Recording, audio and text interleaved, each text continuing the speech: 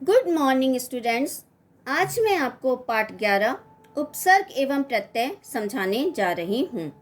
भाषा के लिए शब्द बहुत महत्वपूर्ण होते हैं। ये भाषा में उसी प्रकार काम करते हैं जिस प्रकार शरीर में रक्त काम करता है। शब्दों के माध्यम से ही भाषा सजीव और पुष्ट बनती है।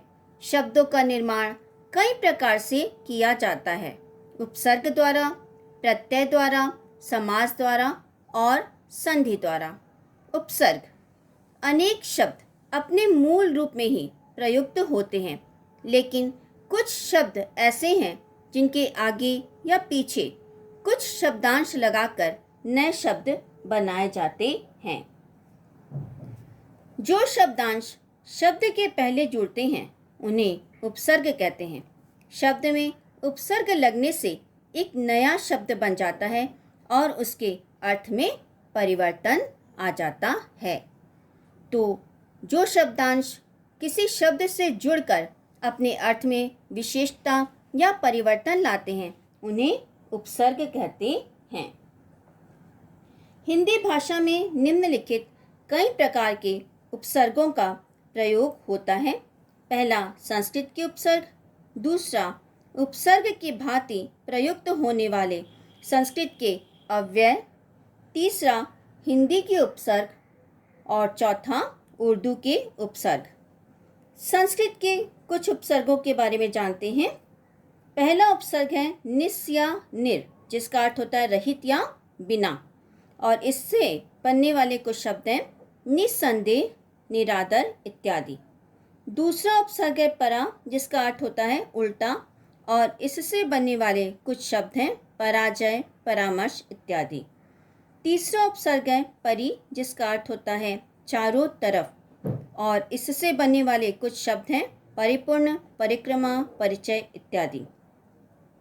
चौथा उपसर्ग है प्र, जिसका अर्थ होता है आगे या ज़्यादा, और इससे बनने वाले कुछ शब्द हैं प्रखर, प्रताप, प्रगति, प्रचार इत्यादि।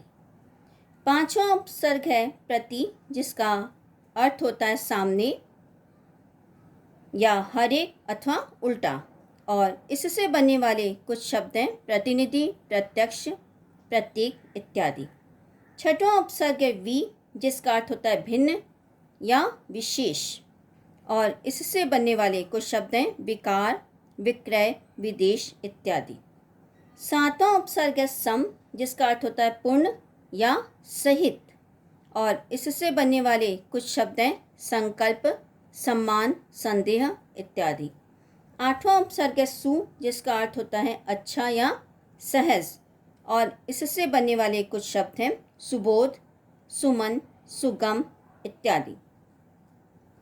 नौवां उपसर्ग है आ, जिसका अर्थ होता है तक या पूर्ण, और इससे बनने वाले कुछ शब्द हैं आकंठ, आक्रमण, आहार, आगमन इत्यादि। 10वां उपसर्ग है अति, जिसका अर्थ होता है बहुत अधिक, और इससे बनने वाले कुछ शब्द हैं अत्यधिक, अतिरिक्त, अत्यंत इत्यादि।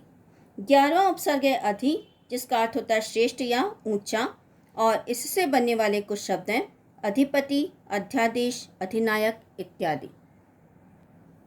12वां उपसर्ग है अनु, जिसका अर्थ होता है समान अथवा पीछे या बाद में, और इससे बनने वाले कुछ शब्द हैं अनुसार, अनुवाद, अनुचर इत्यादि।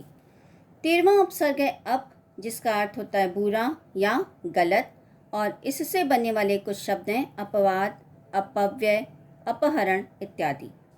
14वां उपसर्ग है अभि, जिसका अर्थ होता है सामने या निकट अथवा और इससे बनने वाले कुछ शब्द हैं अभियान, अभिषेक, अभिशाप इत्यादि।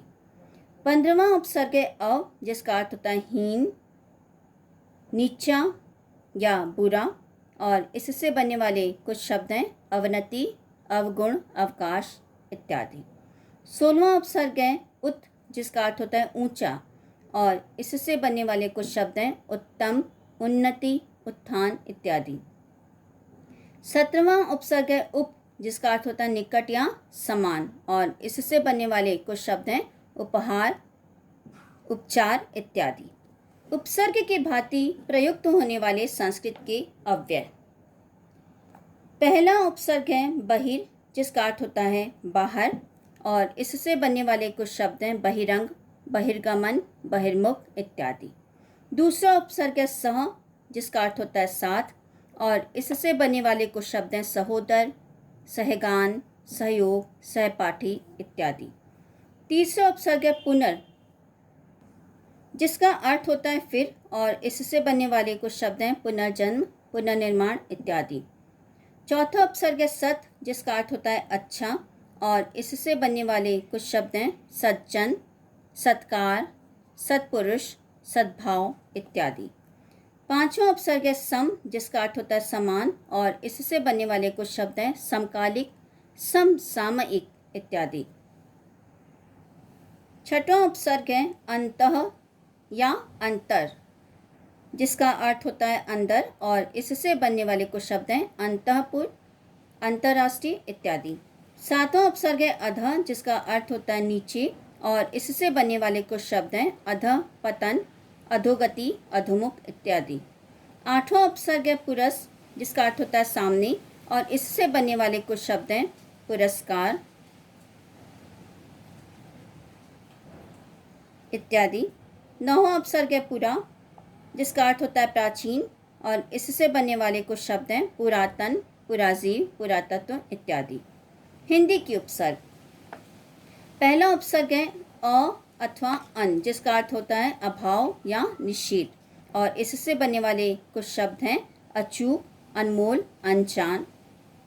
दूसरा उपसर्ग है उ, जिसका अर्थ होता है अभाव, और इससे बनने वाला शब्द है उऋण।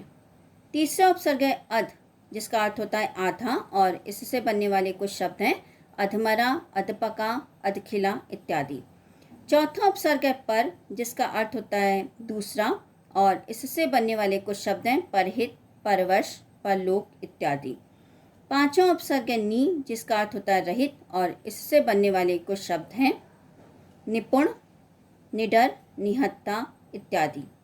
छठवां उपसर्ग है भर, जिसका अर्थ होता है पूरा, और इससे बनने वाले कुछ शब्द हैं भरपूर, भरसक, भरपेट इत्यादि। सातवां उपसर्ग है स अथवा सु, जिसका अर्थ होता है साथ या अच्छा, और इससे बनने वाले कुछ शब्द हैं सरस, सगुण, सुनीति, सुपुत्र इत्यादि। आठवां उपसर्ग है कु, जिसका अर्थ होता है बुरा, और इससे बनने वाले कुछ शब्द हैं कुचाल, कुटिल, कुसंगति इत्यादि। उर्दू के उपसर्ग। उर्दू के उपसर्गों के अंतर्गत पहला उपसर्ग है बे, जिसका अर्थ होता है बिना, और इससे बनने वाले कुछ शब्द हैं बेअदब, बेईमान, बेखटके, बेचारा इत्यादि। दूसरा उपसर्ग है एन, जिसका अर्थ होता है ठीक, और इससे बनने वाले कुछ शब्द हैं एन वक्त, एन मौका इत्यादि। तीसरा उपसर्ग है कम, जिसका अर्थ होता है थोड़ा, और इससे बनने वाले कुछ शब्द हैं कमजोर, कम अक्ल, कम उम्र इत्यादि। चौथा उपसर्ग है खुश, जिसका अर्थ होता है अच्छा, और इससे बनने वाले कुछ शब्द हैं खुशबू, खुशनुमा, खुशखबरी इत्यादि। पांचवा उपसर्ग है गैर, जिसका अर्थ होता है भिन्न, और इससे बनने वाले कुछ शब्द हैं गैर कानूनी, गैर हासिल, गैर सरकारी इत्यादि। छठवां उपसर्ग है ना, जिसका अर्थ होता है नहीं, और इससे बनने वाले कुछ शब्द हैं नादान, नापसंद, नासमझ इत्यादि। सातवां उपसर्ग है ब, जिसका अर्थ होता है साथ, और इससे बनने वाले कुछ शब्द हैं बखूबी, बतौर, बदौलत, बनाम इत्यादि। आठवां उपसर्ग है बद, जिसका अर्थ होता है बुरा, और इससे बनने वाले कुछ शब्द हैं बदसलूकी, बदनाम, बदतमीज इत्यादि। नौवां उपसर्ग है बा, जिसका अर्थ होता है साथ, और इससे बनने वाले कुछ शब्द हैं बाकायदा, बाइज्जत इत्यादि। तो बच्चों, आज का पाठ मैं यहीं समाप्त करती हूँ। इसके आगे का पाठ मैं आपको अगले वीडियो में समझाऊंगी।